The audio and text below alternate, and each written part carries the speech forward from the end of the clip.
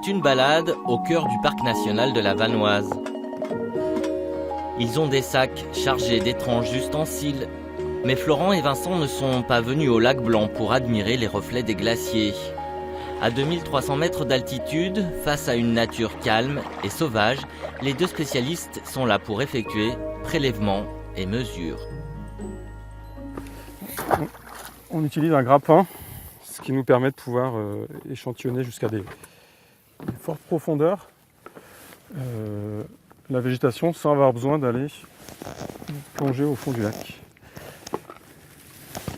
Les lacs comme objet d'étude, c'est la mission de ce programme créé il y a 5 ans.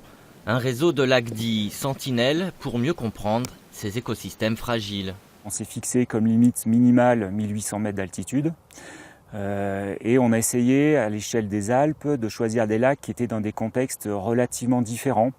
Donc à la fois des lacs donc dans des zones d'alpage, mais aussi ça va jusqu'à des lacs qui viennent d'être créés avec le retrait glaciaire pour avoir justement un panel qui soit le plus diversifié possible. Les lacs, c'est un milieu aquatique et pour qu'il y ait de la vie, il y a besoin d'avoir de l'eau.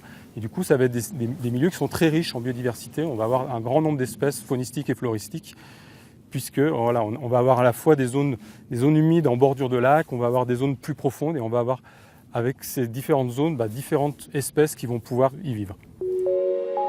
Bien qu'isolées, ces étendues d'eau bleutée subissent elles aussi l'impact de l'homme. Les recherches et les observations menées sur ce réseau de 25 lacs des Alpes permettent d'abord de dresser un état des lieux. Les premières conclusions, c'est que finalement on a sous-estimé l'abondance de végétation dans ces lacs d'altitude. Et finalement on a beaucoup de lacs d'altitude qui ont beaucoup de végétation.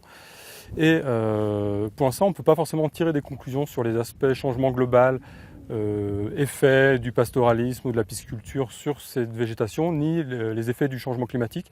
Mais l'idée c'est d'avoir des suivis témoins. En Vanoise, 5 lacs comme celui-ci sont scrutés, examinés, répertoriés. Et tous ces prélèvements permettent de mieux connaître l'état écologique de ces plans d'eau.